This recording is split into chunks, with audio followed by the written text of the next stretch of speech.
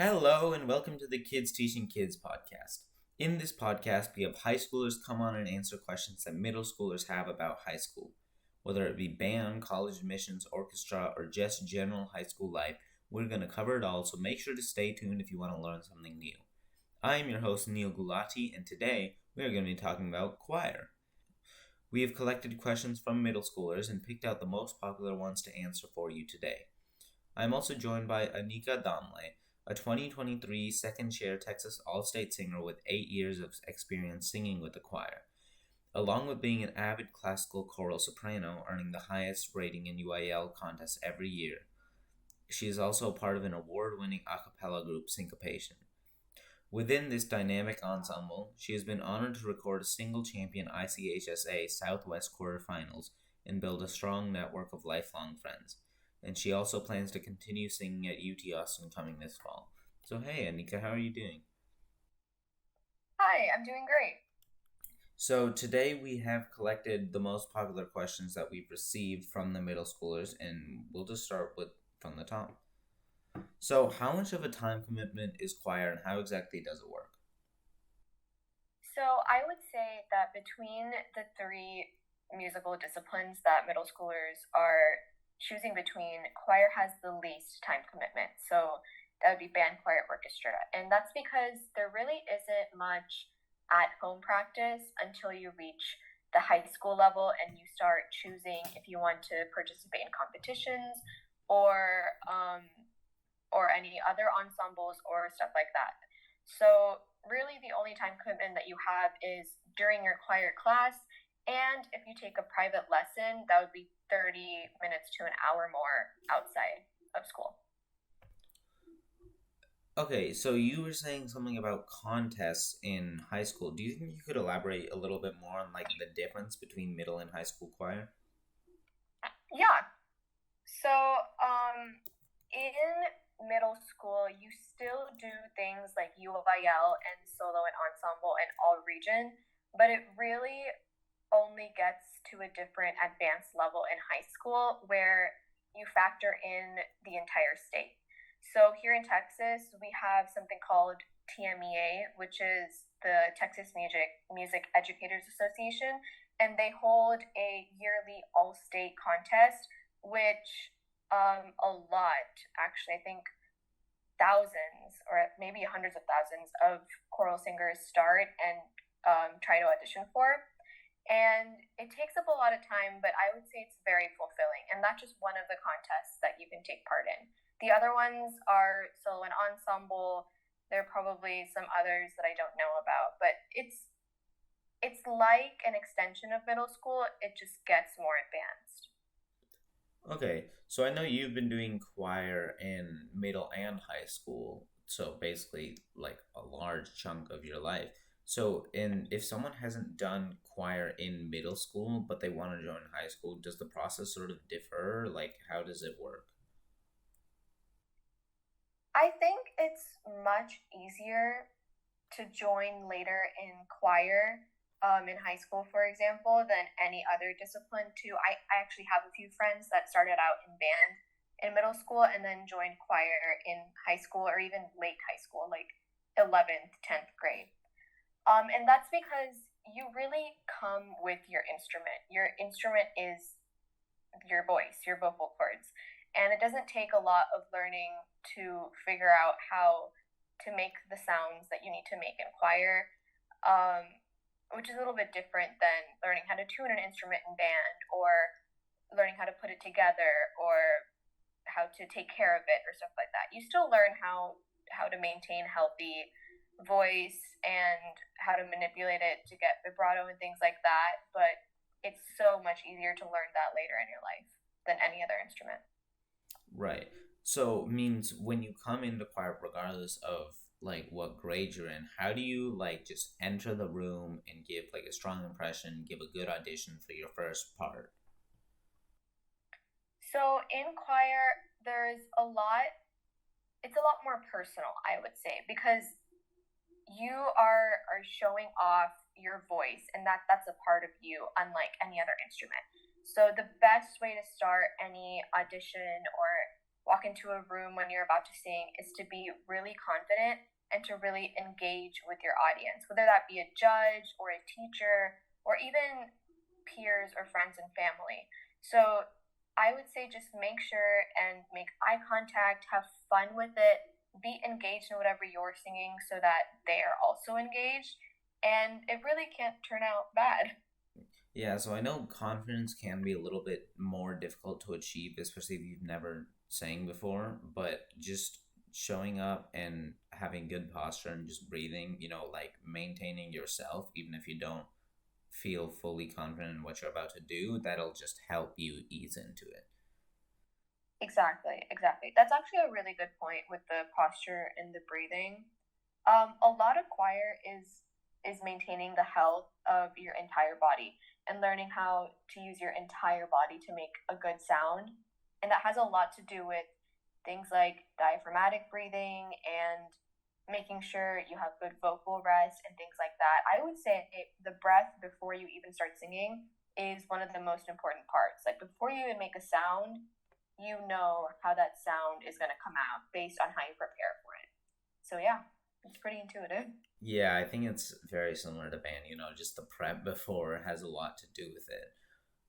So I know a lot of people have like stage fright and things like that. Someone said, "How do I get over my shyness in choir? Whenever I sing in front of other people, I just freeze and I don't know what to do." So the really good part of choir is that you are part of an ensemble and you don't really have to start exploring any solo performances until maybe high school, and even then you choose when to do that. So you are surrounded by so many singers who all have different voices, but those voices are going to blend together to make a beautiful sound within an ensemble. So no one's going to hear you specifically, and most likely you aren't even going to hear you individually. So the great part about choir is that you can work on your stage fright together as one ensemble without really exploring something that makes you scared.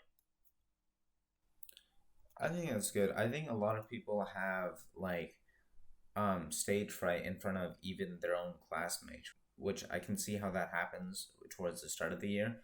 But I think once you sort of, get to know all these people, I don't think it's really like a judgmental zone because everyone has like different singing voices, so it's almost like even if you wanted to, I think it's quite difficult to judge considering that no one's really the same. Exactly, exactly. So we've got a couple of juicy questions. Is there a lot of drama amongst kids in choir? Ooh, I don't think so. I feel like, hold on, let me think back to if there's anything that really stuck out to me in the past couple of years. Um, no, I don't think so. I actually think choir is a good place to kind of escape the drama from your own clickiness in middle school and high school. Because from what I remember, um, I met a lot of the people that I would never have talked to outside of choir in choir. Like these people are theater kids and like sports kids and people that I just never would have interacted with. And I feel like that kind of broadened my horizons with talking to strangers and having a different perspective on school. So I would say it's the actual opposite because I got to learn so much more about other people and interact with them in a way that I never would have. Yeah, I think that's true. I think once you're like all sort of doing the same activities together like all year long, then you sort of get forced to click and you realize that you have a lot more in common than you might think. So, yeah. Someone else asked, is it just a select few kids that are the teacher's pets who get the good parts, or does everyone get a chance? In my middle school, every time the solos are all given to the same kids because they are the quote unquote most talented, but I don't know if it's that they are the most talented or that the teacher just likes them. Ooh, okay. My experience with teachers is I've been blessed to have really good teachers that try and display as much talent as they can.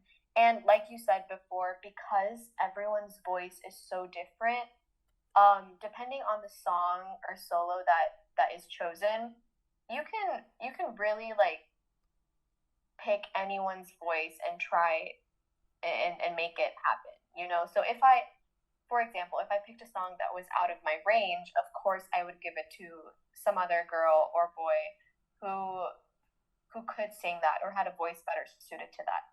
And as for favoritism within teachers, I I don't know. I think that would depend on which school you go to and stuff like that. But as far as I remember, every teacher kind of tries to work with you, and you can always improve the way you sing over a year. And then maybe you'll get a solo next year or something. Yeah, I agree. I don't think there's ever, lack of improvement to be seen, but I definitely would say it means I've never done choir, but I do know in practically any fine art there will be always a little bit of bias because obviously that's just human nature. But that's what I think earlier when we were talking about how do I give a good first impression. From the second you walk in the door, just be like, I'm the best singer here. Show what you can do. And then ultimately, if you really want to get the parts, then that's what you'll probably end up needing to do. Exactly. So, there's a lot of people who come to fine arts places as almost like a safe space. So, is choir like a safe space? We got someone say that they're a closeted queer individual where they don't feel safe coming out. Is choir a good place for me? I would say it's one of the best places for you. Um, a lot of choir is accepting who you are as a person and having that freedom to express things on stage that you normally wouldn't be able to express to maybe family and friends. So there's always a place for you in choir to explore that creativity, whether it be singing a solo or conducting within rehearsal or even designing costumes or backgrounds or stuff like that. And I would say there's a lot of queer representation in choir too. So just the idea and the concept behind choir and acceptance, it just really caters to that sort of population if you are part of that. So yeah, at least my peers in choir, we would welcome anyone with open arms and celebrate them. That's really good to hear. I think it's kind of similar for all fine arts. I think band is quite the same. I think theater is quite the same. Theater, especially, is, they do a lot, they have a lot of queer people there. Orchestra, I think, is quite the same from what I've heard. So I don't think any fine art you're going to go wrong with. But Mm-hmm. how does dating work in choir? Is it frowned upon or is it just normal? Ooh, I don't. I think dating is a little bit normalized in choir. If you are part of some of the more advanced ensembles or even multiple class periods, you do spend so much time with these people that sometimes you can make a sort of more personal connection slash relationship with them.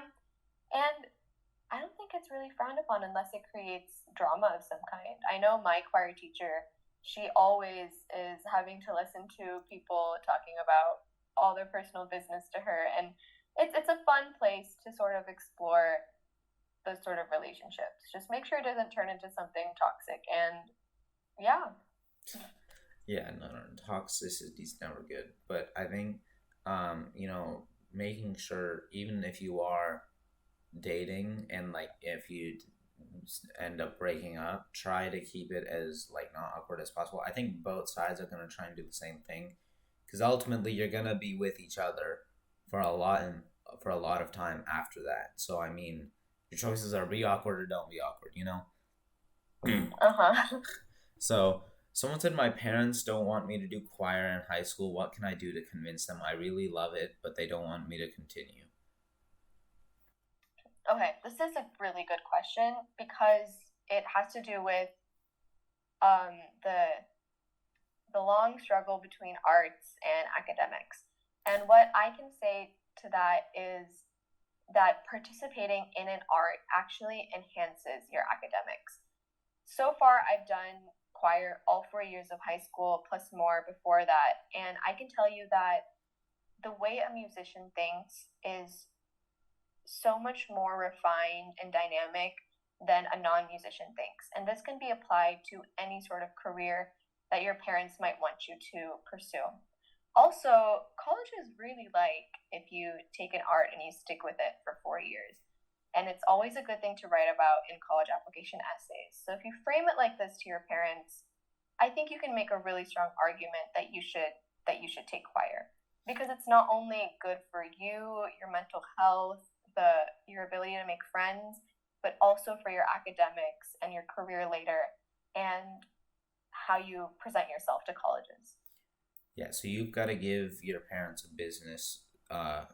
You've got to give your parents a business pitch, if you will, with a few points, which we can speed run real quick. It's not that big of a time commitment, like Anika said. It's very few rehearsals outside of school, private lessons, etc., and just a few concerts. It's good for college admissions. If you do 7 years of choir all the way from middle to high school, colleges love to see that. You're also going to have a lot of experiences to talk about in your essays, which is good because, colleges want to see a three-dimensional person. So having choir on your resume just gives you more life. And the fourth one, there was another one. I would say sit down with your parents and just be like, look, let me do choir for 1 year. And I'm assuming grades are the biggest let up here. So sit down with your parents, be like, look, let me do choir for 1 year. If my grades fall off, I'll quit choir the next year. But if they don't, then I get to stay in choir. So maintain your grades, prove to them that choir is not going to stop you from getting good grades in school. And then hopefully with all of those points combined, they'll be like, you know what? It's okay if he or she really likes doing it. Did I miss anything? I think that's... No, that was a really good summary. Someone said, I'm thinking about quitting choir. Should I stay in it? If so, why? I think that depends on why you're quitting choir.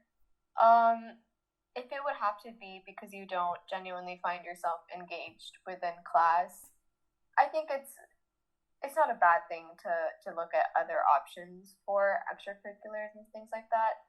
But if it's just because you're bored with one song, or you think something is a little hard, like you're learning a different language or something within a piece, I would say stick with it, because even if it gets a little hard or a little difficult because you didn't get a solo or get into a choir or something, it always gets better. And when you look at the big picture, it's a pretty good thing to have in your arsenal. Yeah, I would say look back and make sure, see, are you improving, are you not? If you've been sitting in the back ensemble all 4 years, then you can be like, okay, well, what happened, But if you because you don't see progress until you look back. So genuinely think for a second, where did I start? Where did I end right now?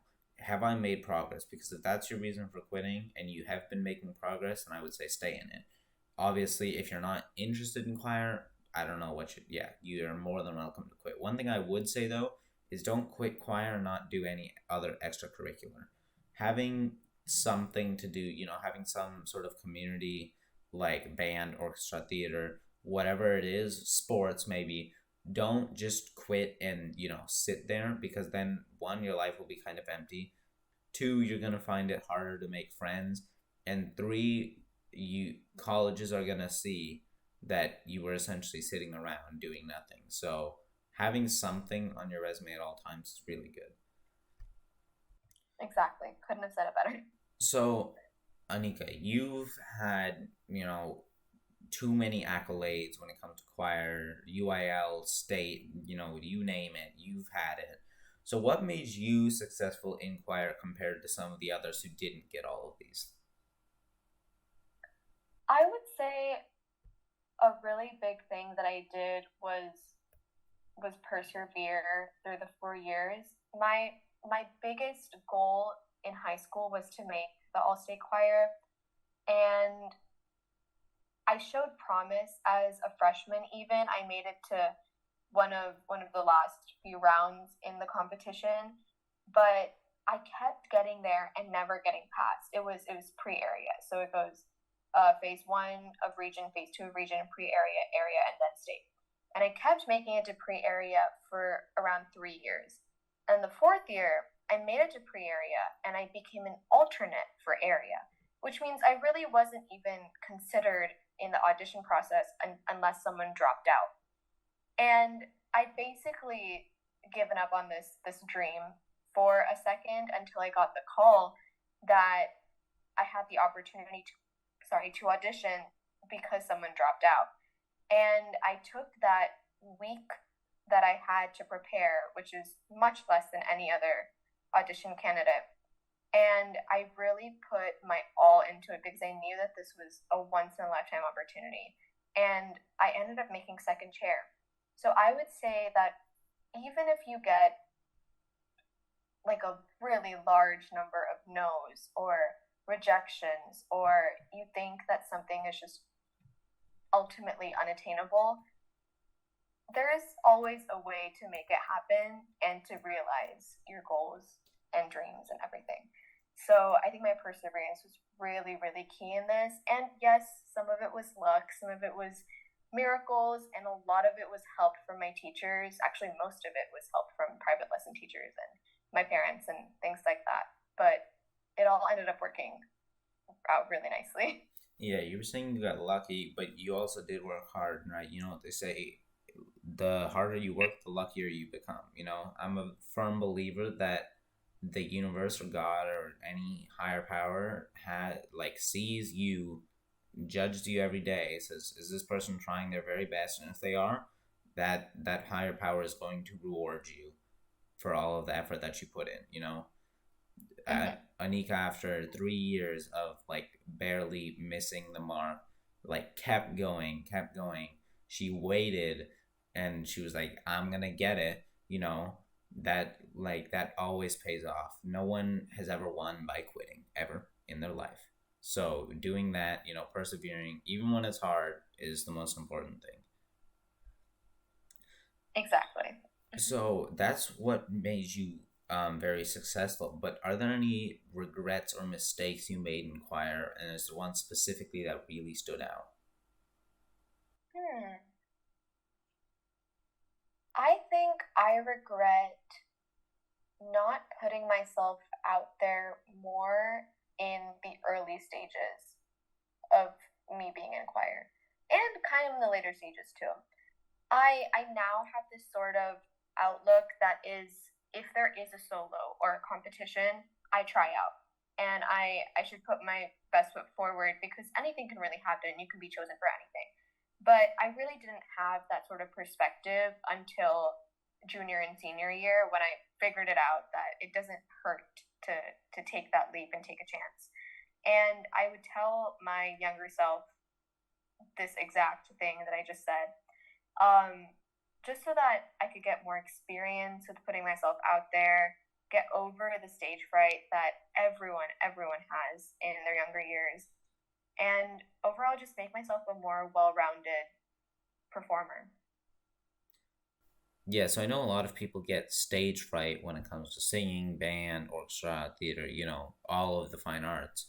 But I think one thing I like to do, which not for a fine art specifically, but I think it may help when it comes to just building general confidence. I do these things called confidence building exercises where I'll be walking down the street and I'll just tell someone, hey, I really like your outfit. You don't have to like their outfit. You don't have to think anything about them. Just tell them you like their outfit. It's going to be weird for you, not for them. They'll be like, oh, yeah, thank you. They can't physically respond negatively unless you say it in such a way that it comes off as a threat, which is quite impressive if you manage to pull that off. I don't know how you do that. Just be like, hey, I like your outfit. I think it looks cool. Something.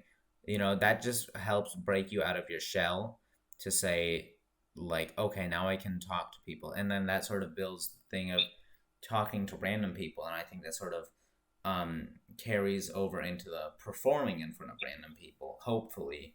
And that'll just ease you into it a little bit more. Just doing those over time, you get much better. Yeah, that's really cool. I think I'm gonna start implementing that too. Yeah, I mean, hey, if it works, it works. We got one final question for you today. What is some of the best advice you can give someone when it comes to transitioning from middle school to high school choir? I think my advice would be to actually I think I gave this advice to someone a couple of weeks ago, but I said to have the most fun, don't blink, and sing your heart out, because most of my happy memories from high school are through choir and being with the friends that I've made in choir and hanging out with them even outside of choir. And honestly, the the way you sing, the little things that you don't really have to sweat don't matter at all, and it's just the experience and the friends that you make. So be loud, be proud if you want to. Exercise your voice, because that's what choir is all about, and have the most fun. Yeah, well, I mean, I think that's a great place to leave off. Thank you so much, Anika, for being here. Make sure to give her the love she deserves. Make sure to tune in next Thursday for our next episode. And thank you for tuning in for the Kids Teaching Kids podcast. Have a wonderful day.